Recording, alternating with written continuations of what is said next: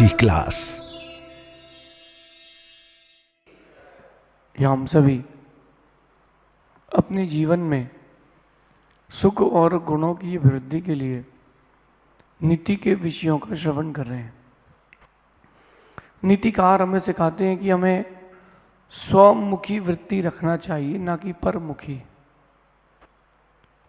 अक्सर ये होता है कि हम अपने से ज़्यादा दूसरे के बारे में सोचते हैं और दूसरे के बारे में अधिक सोचने से हम खुद के बारे में नहीं सोच पाते, और जब हम खुद के बारे में नहीं सोच पाते हैं तो हम खुद का विकास भी नहीं कर पाते। अपने बारे में सोचना चाहिए, अपना विकास करना चाहिए, दूसरों को अपनी लाइफ में सेकेंडरी रखना चाहिए। खुद को प्राइमरी रखें और सबको सेकेंडरी रखें। हो सकता है आपको लगे कि ये तो महाराज जी स्वार्थ की प्रवृत्ति है, लेकिन जो स्वार्थ आपका विकास करे वो स्वार्थ अच्छा है। दोस्त कह रहा है कि चल यार घूमने चलते हैं, तो उसकी इच्छा पूरी करोगे कि पढ़ाई करोगे? अगले दिन एग्जाम में तो पढ़ाई करेंगे, ना कि उसकी इच्छा पूरी करेंगे। हम स्वमुखी प्रवृत्ति करेंगे, हम अपनी ओर आएंगे।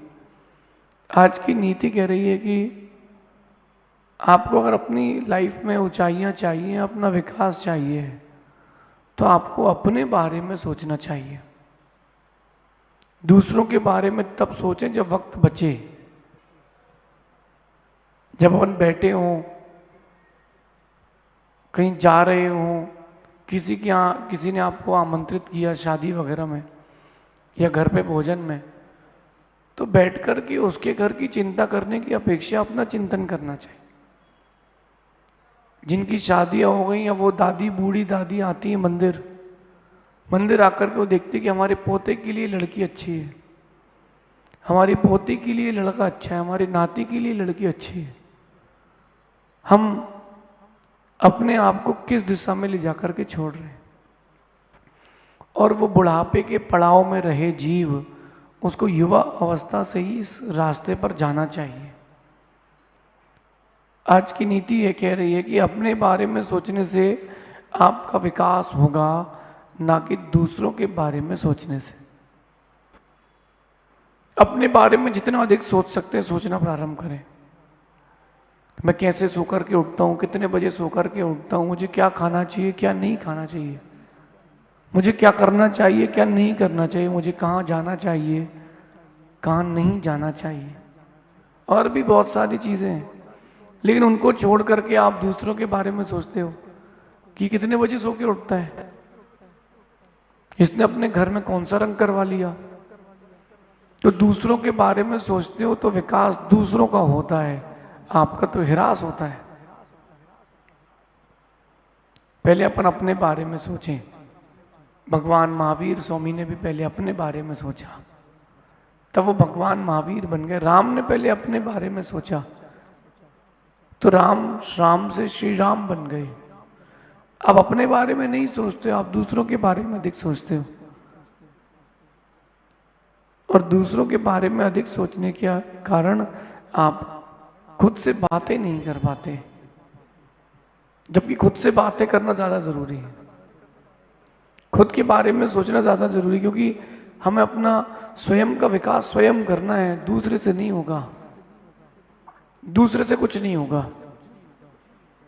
अपन सोचते हैं कि जीवन की प्रत्येक क्रिया में कि ये ऐसा क्यों कर रहा है, ये ऐसा क्यों नहीं कर रहा, इसे ऐसा करना चाहिए, इसे ऐसा नहीं करना चाहिए।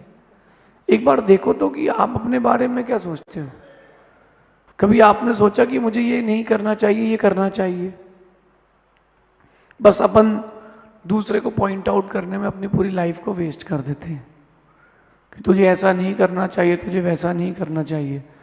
लेकिन अक्सर मैंने देखा है जो दूसरों को टोकते हैं, तुझे ये नहीं करना चाहिए, वो नहीं करना चाहिए, वो लोग अक्सर वो करते हुए पाए जाते हैं।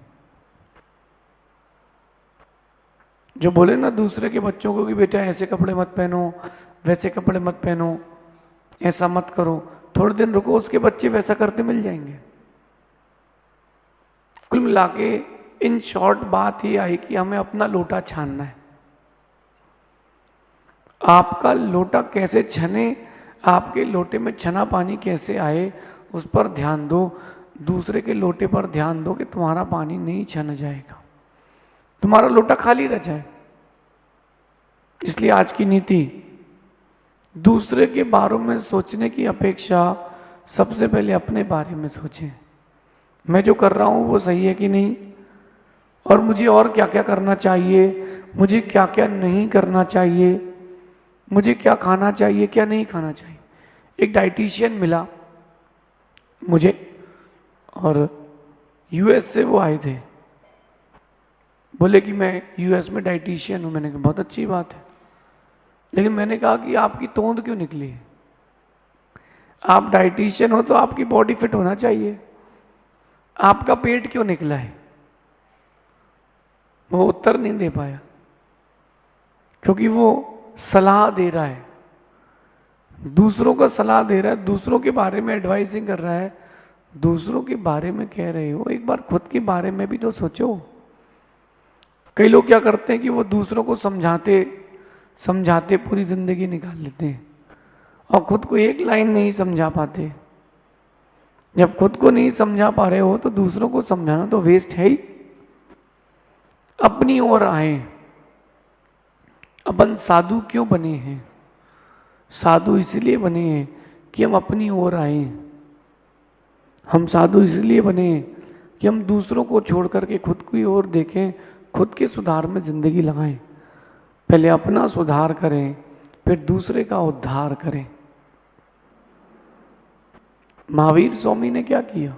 आपको क्या लगता है कि बड़ा व्यक्ति बनने के लिए क्या करना चाहिए? दूसरों पर ध्यान देना चाहिए। आपको अपना ग्रेजुअल डेवलपमेंट करना है, स्टेप बाय स्टेप। जिसने अपना डेवलपमेंट कर लिया उसकी तो जीत हो गई, वो तो राजा बन गया। इसलिए सबसे पहले अपने बारे में चिंतन करें, फिर उसके बाद दूसरों की चिंता करें। पहले अपना तो चिंतन करें, अपन कि अपन कहाँ हैं, कैसे हैं, क्यों कर रहे हैं, क्या कर रहे हैं। व्यक्ति को पता ही नहीं कि वो जी क्यों रहा है। उठा है सोकर के उठा, और दुनिया भर के न्यूज़पेपर पढ़ करके दुनिया भर की चर्चा कर रहा है। अपने बारे में तो ध्यान दिया ही नहीं। अरे यार, कल इंडिया मैच जीत गई, कल इंडिया मैच हार गई। सुनते जाना, इंडिया मैच जीत गई, कौन सा खिलाड़ी कैसा खेला, कौन सा खिलाड़ी कैसा नहीं खेला, जरा सोचो कि उससे तुम्हारी लाइफ में क्या होने वाला है। अरे यार, वो तो अच्छा खेल ही नहीं रहा, तो उसकी जगह जाके तुम खेल लो। ऐसा नहीं होता। अपन उन चीजों की और उन लोगों की चिंता भी कई बार कर बैठते हैं जिनसे कोई हमको लेना देना नहीं है।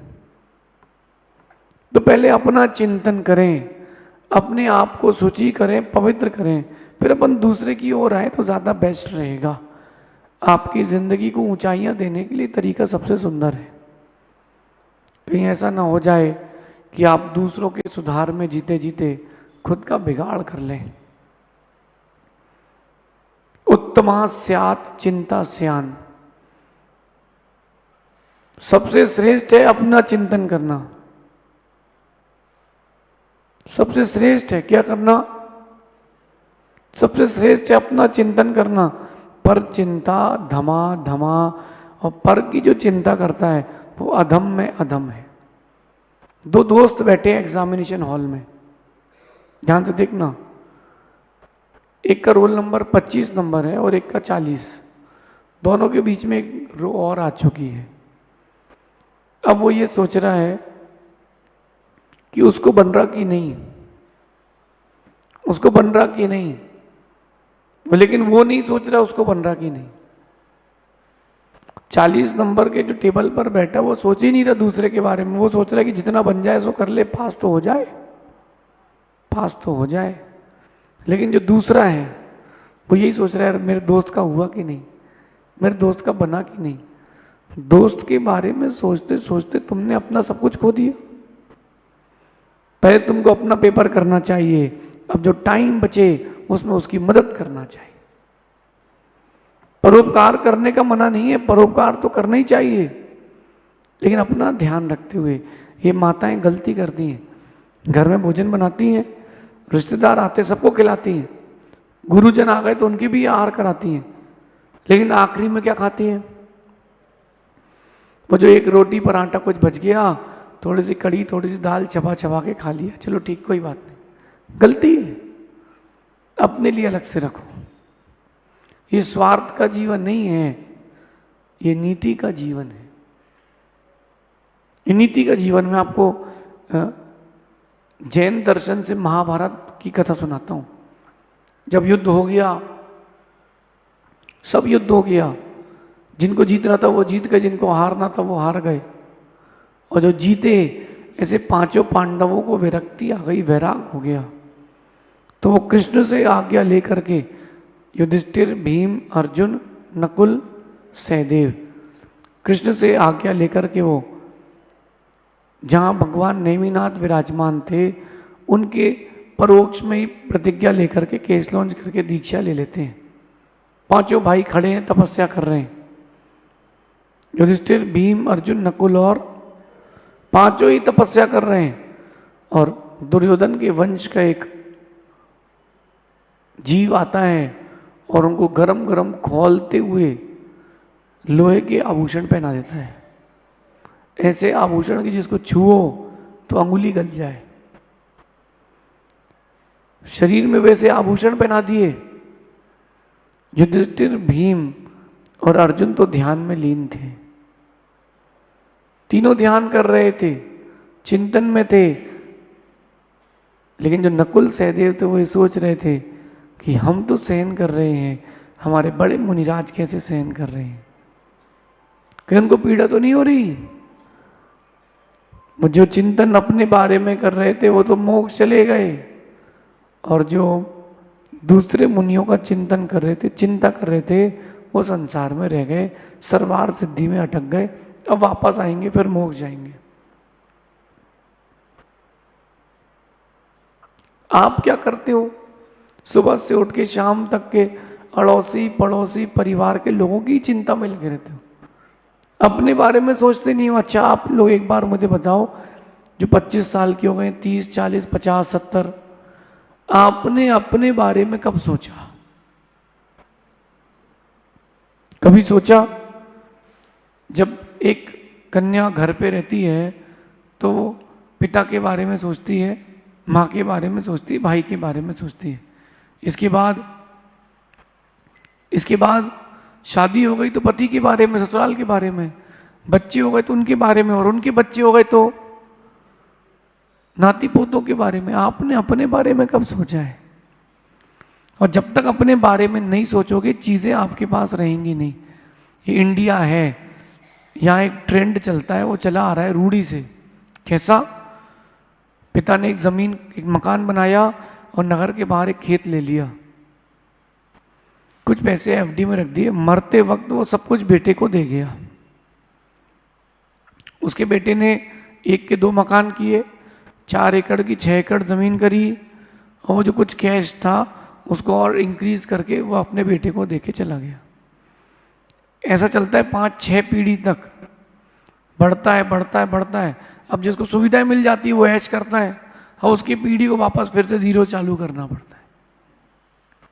वो सुविधा परक जिंदगी जीते हैं क्योंकि उनको इतना कुछ मिल चुका है। यही क्रम चलता है, 7वीं पीढ़ी के बाद वापस गियर लगता है। अगर वो पैसा, संपत्ति, अपना हिस्सा एक लेकर के जो बच्चे के लिए छोड़ के गया, अगर वो दान करता, धर्म करता, किसी गरीब की मदद करता, किसी असहाय के लिए दे देता, कोई गौशाला खोल देता, कोई स्कूल आदि खोल देता, या हॉस्पिटल खोलता जिसमें लोग रोगी ना रहें, तो इतना पुण्य लेकर के जाता कि उसके बारे में स्वर्ग के देव भी सोचते। इसलिए अपने बारे में सोचना प्रारंभ करें। ये ना सोचें कि परिवार के लोगों का क्या होगा। कुछ नहीं होगा, ये दुनिया है, चलती रहती है। मेरे पास हर दिन बहुत सारे लोग आते हैं, हम किस किस की चिंता करेंगे? मैं किस किस की चिंता करूंगा बताओ? और मैं अगर लोगों की चिंता में ही लग जाऊंगा तो फिर मेरा क्या होगा? इसलिए थोड़ा अपनी गाड़ी को मोड़ें और अपनी गाड़ी को खुद की ओर लाएं। सेल्फ अपनी ओर लाएं, अपना विकास करें, अपना चिंतन करें। कहीं दूसरों के बारे में सोचते सोचते आप यूं ही ना चले जाएं। मैंने बोला था, मैं फिर से कह रहा हूं, आप लोगों ने 50 साल की जिंदगी में 50 घंटे भी खुद को नहीं दिए होंगे। दिए क्या? 50 साल की जिंदगी में 50 दिन किसने दिए खुद को? 50 हफ्ते, 50 महीने। फिर आपने किया क्या है? फिर आपने किया क्या है? दूसरों के लिए जीते जीते मरे हो, इसलिए हर बार मरे हो, इसलिए इस बार खुद के लिए जीना, फिर मरना नहीं पड़ेगा, फिर लोग आपके नाम से जिएंगे। एक बार, सिर्फ एक बार खुद के लिए जीना प्रारंभ करें। ये नीति अध्यात्म की नीति है, ये आपके व्यक्तित्व के निर्माण की नीति है। बच्चे पढ़ाई कर रहे हैं, पैसा कमाएंगे, जॉब करेंगे, किसके लिए? पत्नी के लिए, अपने बच्चों के लिए। आपने अपने लिए क्या किया?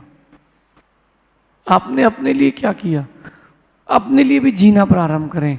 और जिस दिन आप अपने लिए जी लोगे, उस दिन देखना आप ऐसे मरोगे कि आपका मरण राम के नाम पर आएगा। अपने लिए जीना प्रारंभ करें। ये स्वार्थ की वृत्ति नहीं है, ये स्वमुखी वृत्ति है। अपने लिए जिए और जो वक्त बचे फिर वो अपनों को भी दें। कुछ वक्त अपने लिए निकालें, और अपने लिए वक्त निकालते रहेंगे तो आप देखना एक दिन ऐसा आएगा आप अपने लेवल पे टॉप पे रहेंगे। बिजनेस की बात करूं अगर मैं, तो अपने बिजनेस पर ध्यान दें। ये ना सोचें कि पड़ोसी का क्या चल रहा है, पड़ोसी को कितना प्रॉफिट हो रहा है, कितना लॉस हो रहा है, ये ना सोचें। आप तो ये सोचें मुझे कितना प्रॉफिट, कितना लॉस हो रहा है, मैं अपनी लाइफ में कितना ऊंचा जा रहा हूं, कितना नीचे जा रहा हूं, मैं अपनी लाइफ में क्या क्या कर पा रहा हूं, क्या क्या नहीं कर पा रहा हूं, ये आप स्वयं सोचें। दूसरों की गलतियां, दूसरों की बुराइयां, दूसरों की तकलीफें ही देखते रहेंगे तो आपकी बुराइयां, आपकी तकलीफें सब बढ़ती जाएंगी।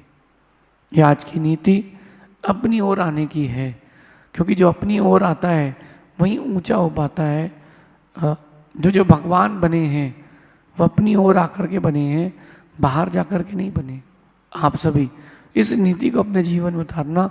सबसे पहले अपना चिंतन करना, इसके बाद दुनिया की चिंता करना। मंदिर आए तो ये चिटाई अच्छी नहीं है और टॉप क्वालिटी की चिटाई लाना थी, तुम्हारी तोड़ना है, क्यों चिंता कर रहे हो? अपनी ओर आए, अपना चिंतन करें तो आपके जीवन का लंबा विकास होगा, ऊंचाइयां मिलेंगी, शेष आगे देखेंगे। भगवान महावीर स्वामी की